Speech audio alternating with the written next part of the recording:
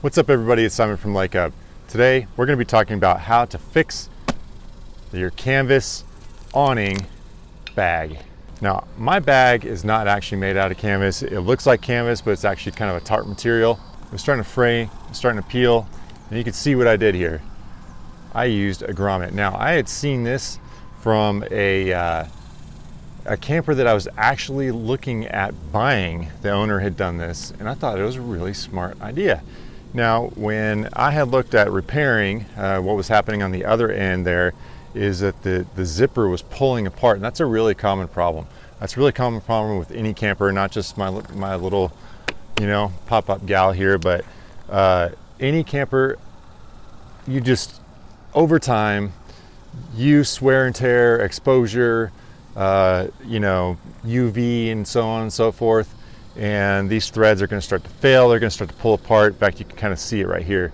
I don't know if you can or not, but you can kind of see how it's starting to pull apart right here, and I was starting to create a couple problems. One, the other side had ripped clear down to here, and it's just a matter of time before it keeps going, and then we have real problems because this awning is pretty heavy. So the bag does a good job of keeping it in there. If it's open and exposed and bouncing around on the highway, catching wind, that's a big problem. Problem number two that I happened to solve in the process is that there's no set screw on this rail right here. On my last pop-up camper, there was a set screw that went into the end on each end, and it kept this thing in here from sliding back and forth. You can see that I tied it off. So that actually solved two of my problems in one.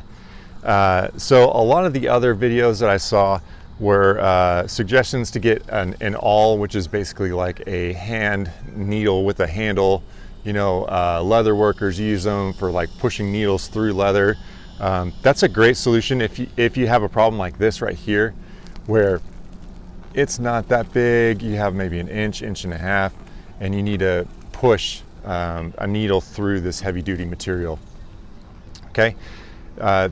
If that's all you need to do, then that actually works pretty well. Less than 10 bucks and you're done. A little bit of elbow grease and you're done. Now, if you have the problem that I have, where your material is actually starting to decay a little bit, I don't trust that. I don't trust sewing that back together. I think it's just going to fail in a different way next time. And so when I saw the grommet option, I thought that is the way I have to go. So I looked into it. I got a kit. I'll put a link down below for the kit, but also less than 10 bucks and way easier than I thought it was. Grommets have always been kind of a mystery to me. How everything's a mystery until you learn how it works, you know what I mean? It's really simple. All you do is, there's two pieces. There's a back and a front, and the back has like a little part that goes through. So first step, I used wood blocks, but it came with like a little backing thing if you want to use that for a punch. I just use wood, and it comes with a hole punch. You punch a hole through both layers. You put the backing one through with the neck.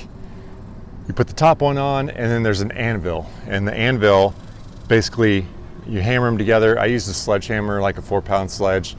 Gave it a couple good raps on it just to be sure. And basically it like flares out that tube, and man, these things are sealed tight. So that also created this loop. I used some 550 Paracord, which is super handy stuff to have around. I've got that stuff in every vehicle. It can be a tourniquet in a pinch. Really comes in handy for camping.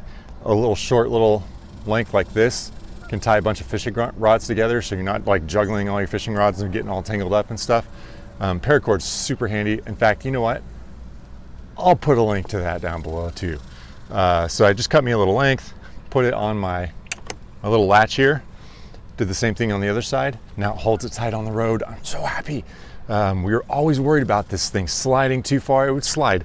It would slide off like that on one side, or slide off on the other side if we brake too hard or something like that. So this has been my solution. Super handy. Love it. Really recommend it if your awning bag on your camper is starting to rip. I'm Simon from Lake Up. Stay tuned for more camping stuff. We'll see you next time.